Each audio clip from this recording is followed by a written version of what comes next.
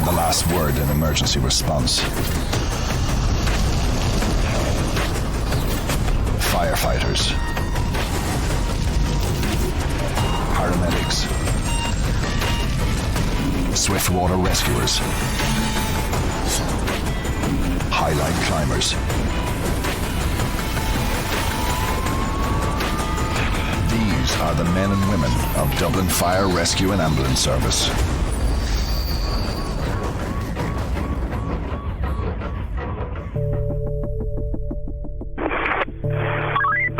Dublin Fire and Ambulance. Go ahead there. How's it going? My girlfriend and child are stuck in an apartment block behind Court and Harold's Cross. The water's gone well up over our chest now. They're stuck in the apartment, are they? Stuck in the apartment. Think it out now.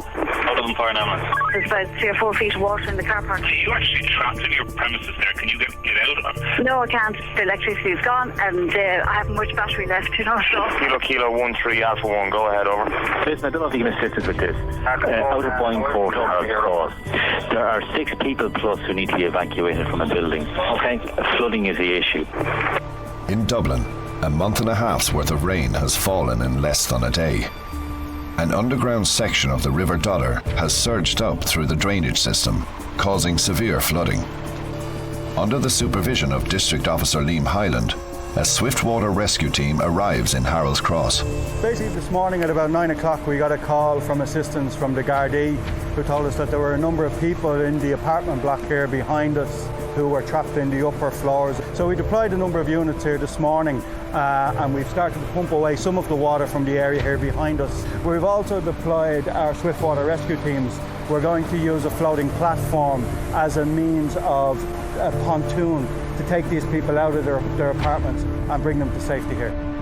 Nearly 300 Dublin firefighters are also trained swiftwater technicians, responding to hundreds of incidents every year. For the last 18 hours, they've been on continuous call.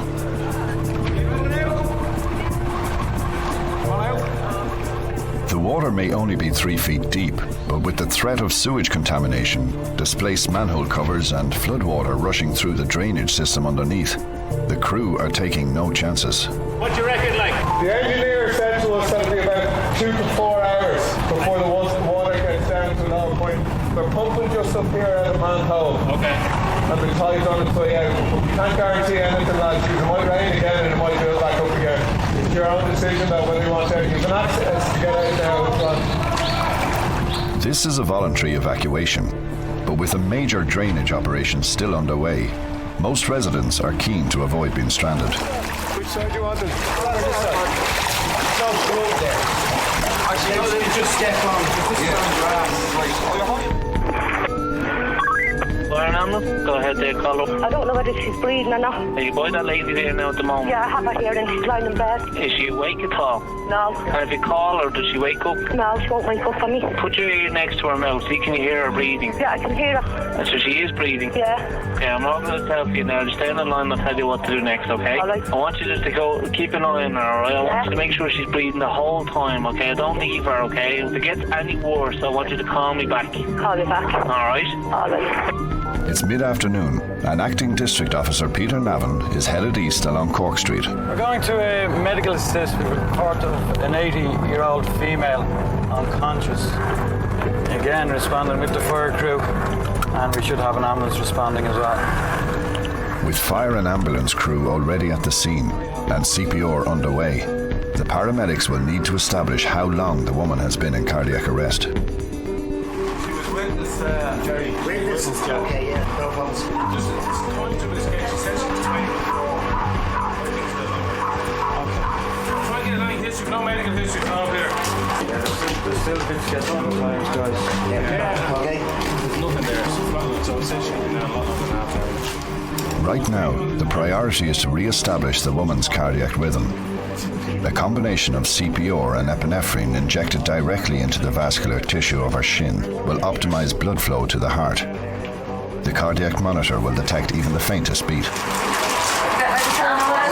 Stand clear. Stand clear. Are you clear there? What have you got? Stand clear, analysing, stand clear. Right here. Analysing now. What have we got? 60 lay still, alright. No shot. CPR. Well, as you see, they have an 80-year-old female who has collapsed. She's in cardiac arrest. We have an advanced paramedic on scene. And we have 3 paramedics. So they're going through the full protocols and running the full drugs protocol on the lady before transporting her to hospital to give her the best chance that they can. In Harold's Cross, the residents of the apartment complex are ready for evacuation. No one is hurt, but the crew will be careful to minimise any contact with the floodwater. Let go, yeah. You hold on to me, Woody. I've got bags. All right. Where is he? You're on. Testing, graceful.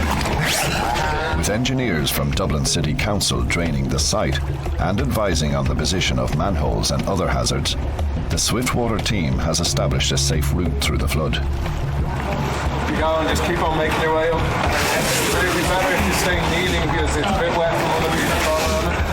In the end, several residents from the upper floors also request evacuation. The Swiftwater team is happy to oblige.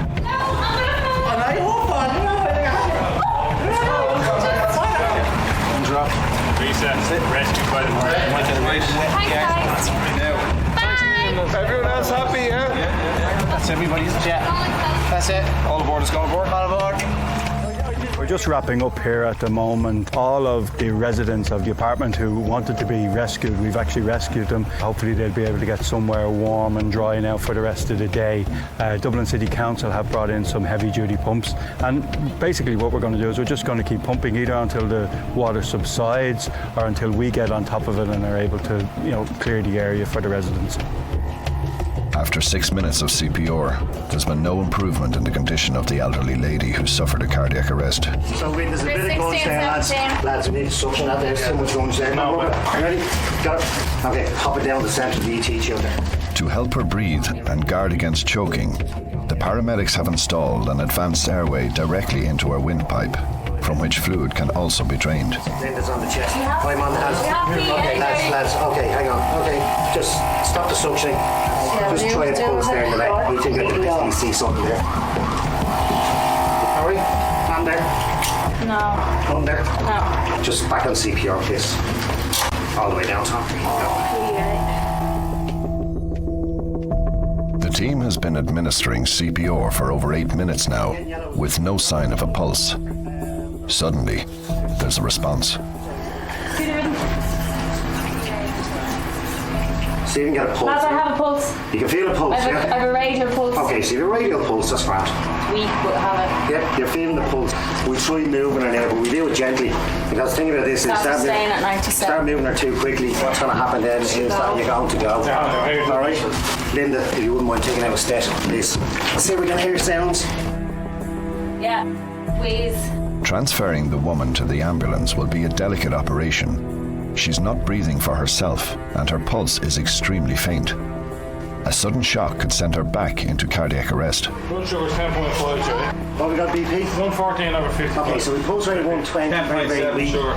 10.7. We're not breathing, 10.7 of a sugar, so we're not breathing, so we're ventilating for the moment, so we're going to have to keep doing that. Okay, we're all gear ready outside, as in stretcher and all that. Stretcher down, ready to rock. There's roll and roll.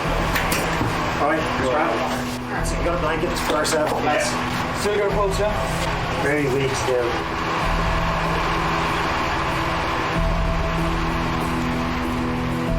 Okay, well, we got there, we had an 80-year-old female collapsed. She had no pulse, she was in cardiac arrest when the crew got there. With us on the crew, we had an advanced paramedic and with a full team of paramedics. They ran through their full protocols, and by the time we left the scene, 12 minutes later, the lady had a pulse, although it was weak. She still wasn't breathing for herself, but she's gone off with some fighting chance down to James's hospital. So, the system does work when we give them the chance to. Hello, fire ambulance service. Just my fire. Oh my God, it's all burning. The house is burning. Is there anybody in that house?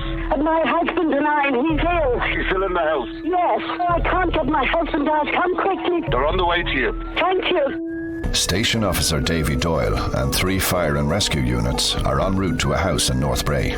These fires, the crew react in the same way. Everyone goes quiet, everyone starts focusing on the tasks they need to do. On arrival, our BA team, the breathing apparatus team, they conceivably may have to jump off the fire engine and straight into a hostile atmosphere to effect a rescue. When we arrived, we quickly discovered that the people had escaped with the help of neighbours. However, we did commit troops just to make sure that the house was clear.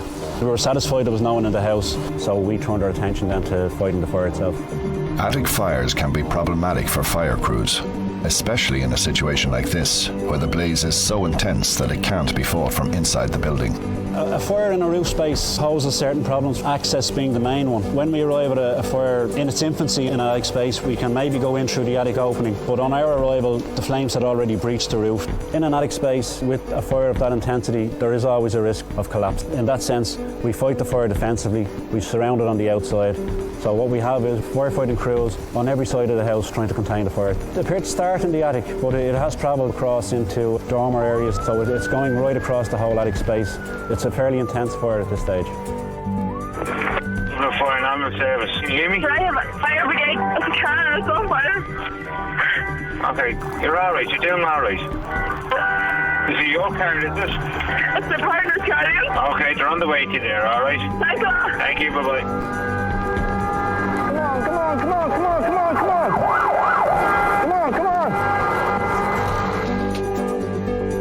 The presence of a fuel tank means that every car fire must be brought under control as quickly as possible. Until the fire is out, Station Officer Joe Keena knows that his firefighters, along with the cars and houses nearby, remain at risk.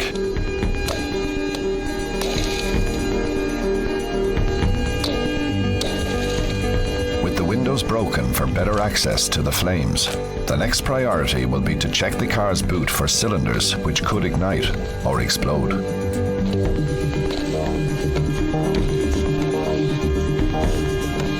As a matter of course, they'll also check for the presence of a body. It might seem unlikely, but discoveries like this have been made several times in the past. At this stage, the car is beyond salvage. With the boot prized open, the crew can rule out any hazard before directing a stream of water inside. That's grand. Just do the bonnet now, yeah? Do the bonnet, yeah? Delta 22, go ahead. Yeah, we're just after coming across a road traffic collision there. You can make us up with, make an ambulance up to it as well, are we? Yeah, Delta 22, will you give us the address and what's involved there, please? Yeah, it's Parnell Road, just beyond Hereford Bridge. 2-car RTA. Yeah, one ambulance to do for the moment, are we? Returning from one call, District Officer Colin McCarthy and a unit from Dolphin Sparn chance upon another.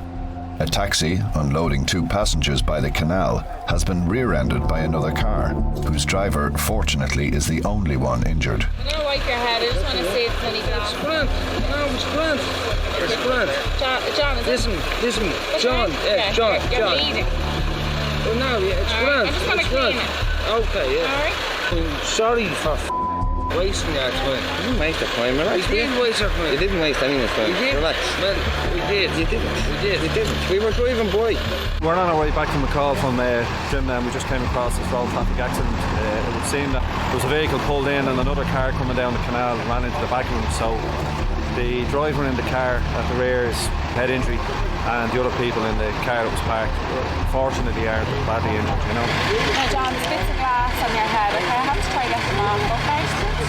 Clearly, the driver needs hospital treatment, but despite patient coaxing by firefighters Linda Scully and Lorcan Potts, he's less than keen to get in the ambulance. Hey John, the thing about it is, right, the car's after getting a good decent clatter, alright? Yeah. Okay, if you're in that car and it has that sort of an impact, there's a chance that you could have hurt yourself, alright? So you're going to get down to the hospital and just get the once over from the doctor, make sure you're alright. You mightn't even know that you're hurt, John. Alright. I'm not a doctor. No, I'm not saying you are. Yeah, listen, if I was in the car, I'd be going to hospital. It's nothing to do with you. Listen, your personal. listen, Go I'm ahead. listening to you. Go ahead, yeah. Go ahead. Yeah. No, I'm listening to you. Yeah. Right, fair enough. Yeah. Right, so will you go down? It's the best thing to do, alright? Just as a matter of procedure, we just normally disconnect the battery in any car that's been involved in an accident. Just in case any of the electrics are damaged, we don't want the car going on fire. So we disconnect the battery and it just cuts off all the power. So it's just for precaution. We're going to bring you down to the hospital. But before we decide what way we're bringing you to the hospital, there's a couple of questions, alright? So we'll just keep a clear head for a second and just ask you a few things. Yeah, no First problem. of all, do you know if you're wearing a seatbelt on? I haven't a clue. Right. Have you any pain anywhere in your body? Well, I can talk to you. I'm going to have a look at your chest and your stomach just to see a mark. Listen, John, it's just what we do to everybody. Come here, little fella. Right. Now, I'm going to save you a bread. No, I'm grand. Johnny, wait, no, you're more. No, come here, sorry. You'd be better off going to the hospital. No, I'm grand. In Bray, the entire roof space of the house is on fire. The building is too dangerous for crews to enter. Reinforcements have been called in from Dunleary. Due to the intensity of the fire in the roof space, we deemed the best approach would be to attack it from above. So we ordered the hydraulic platform, which has just arrived now. We can get people up over the actual fire itself and throw water down onto the fire from above. Delta 126 Alpha to DO Alpha. DO Alpha, yeah, Delta 126 is almost in position now. We'll turn on the water tower when required, over. We have an officer and a firefighter up there. The fire is becoming exposed now as the roof is collapsing. It's opening up the hot spots, so they can see it up there better than anyone on the ground can. 10 metres up, with a bird's eye view of what remains of the roof, the platform crew can relay information on the spread of the fire to the officers below, directing a stream of high-pressure water exactly where it's needed. I'll hit it there. See where the roof is there? Can you drop us back a small bit? So drop us back and boom one, yeah? That's it. And drop down a fraction and boom two. Hold it there. Yeah. That's hitting it there now. We're fighting from every angle. The whole idea with firefighting is to hit it from every side, above and below. Obviously we can't hit it from below, but we're hitting it from every angle now, and we're closing in, preventing it to spread. Drop it down another little bit. Bullseye.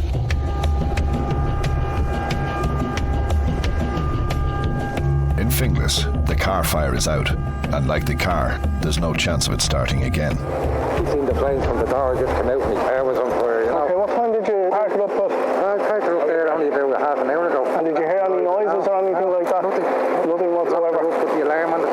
Okay, and any ideas? Has this happened before around here? Happened last week, yeah. John's car in the next door to me there, his car was on fire. Okay. Sorry about that, Brendan. What we do is we call a Gardasil call up and get them to investigate and have a look and see what happened. Sorry you've lost your car, but at least there's nobody's fault. Okay. So God bless you. Bye-bye. We have a car on fire here in the Finglas area. There's been ongoing problems in the area. Been talking to the gentleman who owns the car, informed that there's been 3 to 4 cars burned. There's probably some sort of an unruly behaviour going on in the area. However, unfortunately, this gentleman has lost his car tonight. Drove it half an hour ago, parked it outside his house, a hard-working man, and he's now left without his vehicle. What we do now is we dampen it down. We report it to Gardasil Corner, and they'll investigate from here. Head wounds are always a cause for concern. At the canal, Colin McCarthy and his crew are anxious to get the driver to hospital for treatment, but he's already refused a stretcher and any amount of gentle diplomacy. Right, John, we're going to head into the ambulance here, all right? Now, your head's at the strike in the windscreen in a car that was involved, and it's a good smack, so you have to lie down on the stretcher and all that, all right? Wait, you have to. Where? Look. Sorry, mate. We don't want that. But sure, there is no big deal. There is no big deal. We're in work. You have to go to the hospital. We'll help you get there. You know what I mean? There's no bother. I'm sorry about that, yeah? There's no bother. This is a load of This is a load of John, you have to get a good whack in that car now, okay? And let's be honest, you're probably not going to know if you're home. fair play there. Right, this is a load of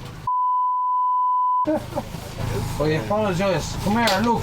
I apologise. Look. I apologise. John, you need to keep still. No, myself. I'm very sorry. I'm very sorry. John, you just relax. We're just a wee bit worried about you.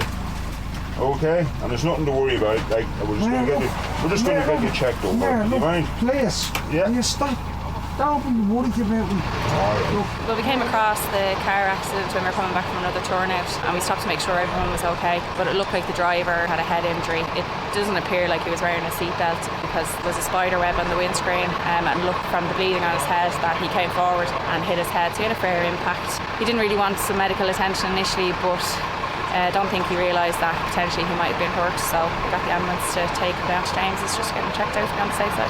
After talking to the taxi driver, it appears that the taxi driver was actually parked. He was stationary, and his passengers were paying him. They were getting out when they were rear-ended by the other vehicle. So luckily enough, they didn't clip anyone while they were getting out of the car. In Bray, the roof fire is almost out.